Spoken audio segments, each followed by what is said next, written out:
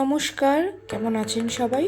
আপনাদের সকলকে আমার পরিবার রসিকসি বাঙালিতে স্বাগত। আজ বানাবো মাশরুম। একটা গরম মশলা দিয়ে দুটো মিডিয়াম সাইজের পেঁয়াজ কুচি দিয়ে হালকা করে ভেজে নেব। এবারে পেঁয়াজটা একটু হালকা ভাজা হয়ে এলে তাতে ছোট করে দুটো টমেটো কুচি কেটে রাখা দিয়ে দেব।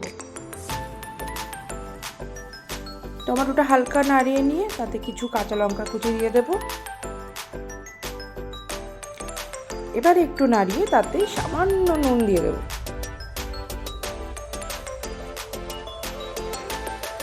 নুনটা দিচ্ছি এই কারণেই যাতে টমেটোগুলো হালকা সফট হয়ে যায়।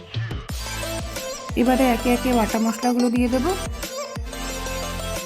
1 চা চামচ পরিমাণ আদা রসুন বাটা দেবো, সাথে 1 টেবিল চামচ পেঁয়াজ বাটা।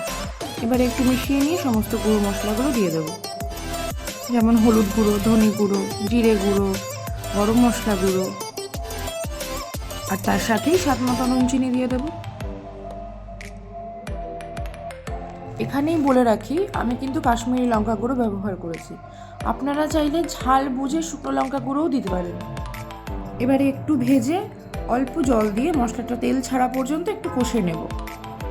মশলা থেকে তেল ছেড়ে এলে তাতে অল্প কিছু কড়াইশুঁটি দিয়ে দেবো।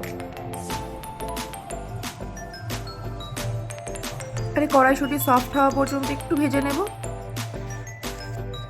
ভাজা হয়ে গেলে এবারে মাশরুমগুলো ঢেলে দেওয়ার পালা। এখানে বলে রাখা ভালো, মাশরুমগুলো দিয়ে কিন্তু ঢাকার কোনো প্রয়োজন নেই, কারণ মাশরুম থেকে যথেষ্ট পরিমাণে খুব দ্রুত জল ছাড়ে। দেখতেই পাচ্ছ আমি কিন্তু ঢাকিনি। এবারে তার মধ্যে সামান্য একটু গোলমরিচ গুঁড়ো দিয়ে দেবো। এবারে জল ছেড়ে একটু কমে এলে জলটা, তাতে 2 টেবিল চামচ ফ্রেশ ক্রিম দিয়ে দেবো। একটু মিশিয়ে নেব।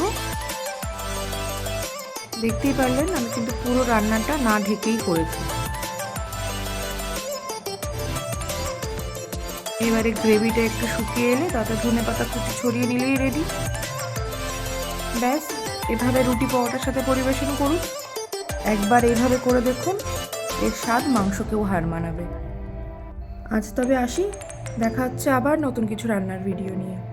টাটা।